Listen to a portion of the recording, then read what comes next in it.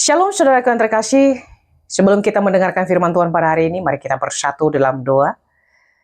Kami datang di hadapan-Mu Tuhan dengan harapan bahwa Tuhan boleh memulihkan kami, Tuhan boleh mengubah kehidupan kami melalui kebenaran firman-Mu pada kesempatan yang indah yang kami bisa dengarkan pada hari ini.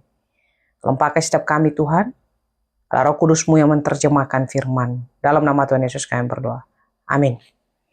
Firman Tuhan pada hari ini terambil dalam Daniel pasal 3 ayat 16 sampai 18. Beginilah firman Tuhan. Lalu Sadrak, Mesak, dan Abednego menjawab Raja Nebukadnezar, "Tidak ada gunanya kami memberi jawab kepada Tuanku dalam hal ini. Jika Allah kami yang kami puja sanggup melepaskan kami, maka Ia akan melepaskan kami dari perapian yang menyala-nyala itu, dan dari dalam tangan-Mu, ya Raja. Tapi seandainya tidak, hendaklah Tuanku mengetahui, ya Raja, bahwa kami tidak akan memuja dewa Tuanku dan tidak akan menyembah patung emas yang Tuanku dirikan itu." Saudara kan terkasih, pernahkah melihat api? Saya rasa kita sudah sering melihat api. Tetapi yang menjadi pertanyaannya saat ini adalah, siapa di antara kita yang pernah terbakar? Terbakar karena api. Bukan sekedar panas yang menyengat, tetapi juga ada rasa perih yang membuat kita refleks menarik diri, bukan? Api selalu identik dengan bahaya. Ia bisa melukai kita, ia bisa menghanguskan kita, dan bisa menghancurkan kita dalam sekejap. Ia tidak pandang bulu, baik orang kaya, baik orang miskin, baik orang ganteng, baik orang cantik, tidak. Api tidak pernah pandang bulu. Karena itu, secara naluri, kita seringkali akan menghindarkan diri dari yang namanya api. Namun dalam kehidupan kita, saudara-saudara, tidak sedikit ada yang namanya api yang tidak kelihatan. Tekanan kehidupan yang begitu berat, yang membakar semangat kita, masalah yang menghanguskan pengharapan kita, kekecewaan yang menyiksa diri kita karena luka batin kepada orang lain, kita merasa seperti sedang berdiri terlalu dekat dengan kobaran api. Terjepit, kepanasan, dan tidak punya jalan keluar. Kita berdoa supaya Tuhan segera memadamkan api. Kita berharap dilepaskan sebelum rasa sakitnya semakin parah, membuat kita semakin terluka. Tapi hari ini kita belajar dari kisah Sadrak, Mesak, dan Abednego. Membawa kita pada satu sudut pandang iman yang berbeda.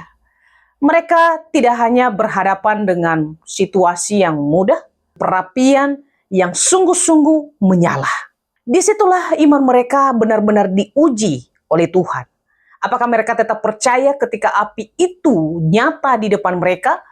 Atau melalui kisah ini kita akan melihat bahwa Tuhan sanggup melepaskan mereka dari perapian yang menyala-nyala itu. Bahkan Tuhan ada bersama mereka di tengah perapian itu. Kata sanggup di dalam bagian yang kita baca hari ini menegaskan keyakinan kemahakuasaan Allah. Iman mereka berakar pada pengenalan akan karakter Allah. Mereka bukan hanya tahu tentang Allah secara Alkitab atau membaca materi, tidak. Mereka benar-benar sudah menghidupi siapa Allah itu dalam diri mereka. Sehingga pada waktu mereka disuruh untuk menyembah raja, mereka menolak. Kenapa? Karena mereka tahu satu-satunya yang layak disembah itu adalah Allah mereka, yaitu Allah Yahweh. Secara manusia, mungkin kita seringkali menjauh dari perapian itu, bukan? Tetapi justru Sadrak, Mesak, dan Abednego mereka berani masuk dalam perapian yang menyala-nyala, bahkan bisa mematikan dan bahkan menghanguskan. Satu hal yang membuat mereka tetap berani, ada iman kepada Allah. Mereka yakin bahwa Allah tidak dibatasi oleh keadaan atau situasi. Sekalipun ada api yang akan menghanguskan mereka. Menariknya, mereka tidak berbicara tentang dilepaskan dari masalah, tetapi justru dilepaskan di dalam masalah. Ini mengandung makna apa, saudara-saudara? Iman tidak selalu mengklaim bahwa orang benar bebas dari penderitaan. Tetapi Allah yang berdaulat di tengah penderitaan. Maka ada kata, tetapi seandainya tidak. Seandainya tidak. Ini adalah puncak kedewasaan iman yang sejati. Ini menunjukkan sikap penyerahan total kepada kedaulatan Allah. Iman mereka tidak bersyarat. Bukan kami setia dulu, baru Tuhan akan menolong. Tidak. Melainkan kami tetap setia sekalipun Tuhan tidak menolong kami. Saudaraku yang terkasih, kita mungkin tidak berdiri di depan perapian Babel. Tapi kita sering berdiri di perapian modern saat ini. Ada tekanan untuk kompromi dengan segala integritas kita. Itu adalah perapian. Arus budaya yang terus menormalisasikan dosa. Atau pilihan-pilihan yang sulit yang menuntut kita harus meninggalkan Tuhan. Renungan ini mengajak kita melakukan hal-hal yang penting hari ini.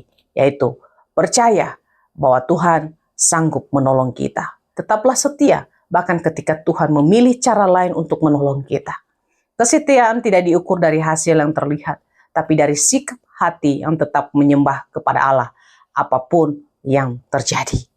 Kristus hadir bersama umatnya di tengah api penderitaan itu, saudara-saudara.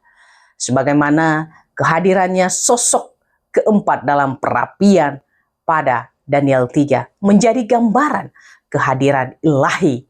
Dalam inkarnasi, Yesus tidak menjauh dari penderitaan itu, melainkan ia masuk sepenuhnya ke dalam perapian itu. Melalui apa? Melalui salib. Kristus menunjukkan bahwa jalan pelepasan Allah seringkali bukan dengan menghindari penderitaan itu, melainkan menembusnya.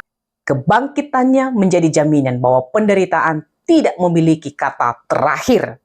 Karena itu, Tuhan sanggup melepaskan kita, dan di dalam Kristus kita tidak pernah sendirian di tengah api. Mari kita bersatu dalam doa. Bapa di dalam surga, terima kasih untuk firman Tuhan yang boleh kami dengarkan bersama. Dalam nama Tuhan Yesus kami berdoa. Amin.